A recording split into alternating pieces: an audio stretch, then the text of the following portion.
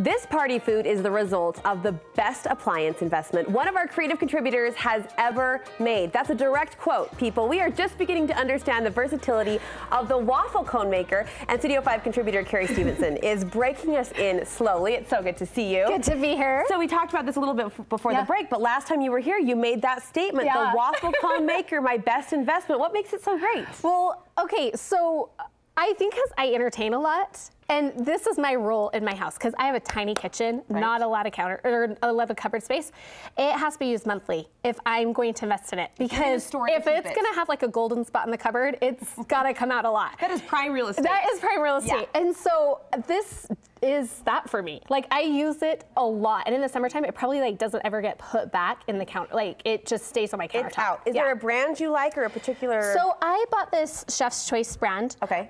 It was $50. Like, Williams Sonoma sells a little bit of a nicer brand. Like, now that I love it, I might invest in the nicer brand. And get the Cadillac. But really, this gets the job done. Like, it's great. It gets the job done. And I feel like $50 is a really good, mediocre investment. I feel like I'm not, once you start going over that, I just feel like you have to, like, I don't know, it feels like a big different commitment. It's a different commitment. That point. Okay, so is there a one basic recipe you're reaching for all of these recipes? Yes. Okay, and so this is what I love. The recipe, like, so simple, and you have it. Okay, so here's your recipe. You've got 2 eggs, a half a cup of sugar, and you mix that together. Then you do 2/3 a cup of flour. Okay. And then you're gonna do 4 tablespoons of like either softened or melted butter. And then you're gonna do a teaspoon of vanilla and a 1/4 a cup of milk. She's not messing around. That was memorized. That was memorized. Good job. Good job. So, okay, I have that always on hand if it's like a good day at my house. And so what I love is if I forgot to bring a dessert or a treat or anything and I'm like, oh my gosh, I have to take something. Okay, you look amazing. To just be like, I bought a gallon of ice cream. You're the star. And I homemade these. Pour these on here. How does it work? Okay, so here's your recipe, and really, this is the trick. This is your waffle maker, and you're gonna take about 2 to, I usually do 2. 2 to 3 tablespoons of batter. Okay. Is what you're putting on here. Because you don't want them too thick, but you also want them to be substantial enough to they go, you know, like they spill. And okay, and I adjust this. Then we're just gonna close that up. That's gonna cook. And I adjust how much I put on based to the size I make, which we'll talk about. Because sometimes I don't wanna put as much on if I wanna make like a smaller bowl. Or I'm doing something a little different with it. I don't know what's happening, but magic is it's cooking. Okay, and so if you can kind of see, I don't know, maybe hard to tell, but there's kind of a color control on the side here. And this is just like your basic kind of waffle maker, you know, where the light comes on when it's ready, and it kind of tells you when it's baking and it's done.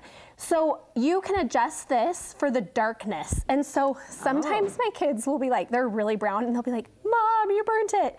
But really, it's not burnt. It's just as like the sugar's cooked more, but it doesn't taste any different. It smells like custard heaven. Doesn't it? Okay, so anytime I make my kids are like, oh my gosh, she made waffle cones. I can see why. And sometimes they don't get rolled into anything. We'll talk about that too. So they bake really, really fast and We got a green light. Okay, we got a green light. And so, little longer, or is that good? That may be a little bit underdone. Okay. We can check this one too. So once you want to shape them when they're still warm. You want to shape them when they're warm. So the trick to these, and they're super, super hot. We're gonna let that one cook a little bit longer. Okay. So they're super hot when they come out.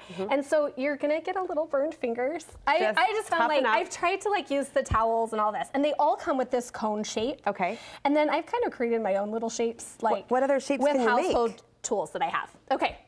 That sounded official. I know. Household tools. Really, you're reaching for a bowl, right? Really, like a bowl and a muffin tin. I have. So, okay, to do the waffle bowls, I'm doing the same thing. So I'm taking this, I'm cooking this.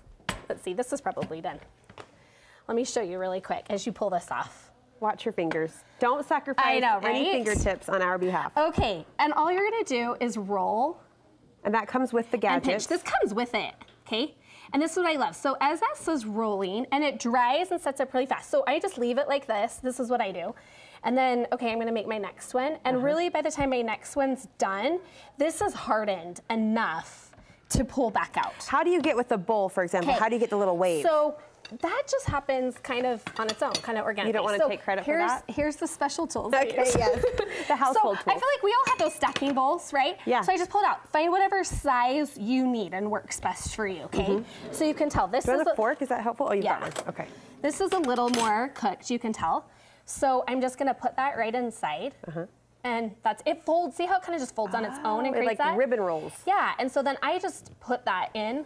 Same kind of thing to dry. So one recipe, many different shapes using many different household tools. Absolutely. And how else can we dress them up beyond that? So this is what I love, is after then I've made a ton of these, and they're really fast as you kind of get going, okay? So I do a couple different, these are like some smaller bowls I made with just a smaller, like a Remkin dish. Yeah.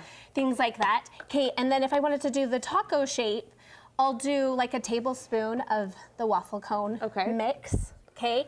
And all I do is I take this waffle and I just stick it in there and let it dry. Perfect, another handy dandy household tool. And it just like makes a little taco. Yes. So one of our other favorite things we love to do is just get them out flat, like, so when they come out and they're flat, and we just roll them up like this. It's like a little stick? Almost like a stick.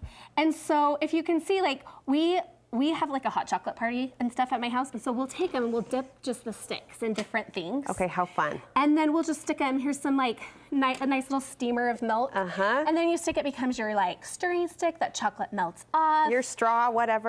My kids love it as the straw. They love to eat them. This is so fun. So it becomes a lot of fun uses. And so you dip them once they've hardened. Once they've hardened, they're dipped. So we can try dipping a couple if you want. Yes. Here's another thing we've gotten into with wintertime.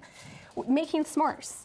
So you take the waffle cone, and that becomes your cookie, and then you're gonna fill it with just chocolate, marshmallows, coconut, whatever you want, right? Oh my gosh. And you're gonna roll that up and just bake that in the oven. Put it in the oven? Just put it in the oven. And it gets all ooey and gooey? it comes out and that's all melt and cooked, and so that's so good. So that's like kind of like our fun winter treat. Okay. But we eat ice cream all the time, let's be honest. So here's some just chocolate, some melting chocolate and vanilla. And so I just like to take any of these and you just dip. I mean, how easy is this to do it? Okay, and so some of these, like even flat shapes we'll take. My kids like to just break these even.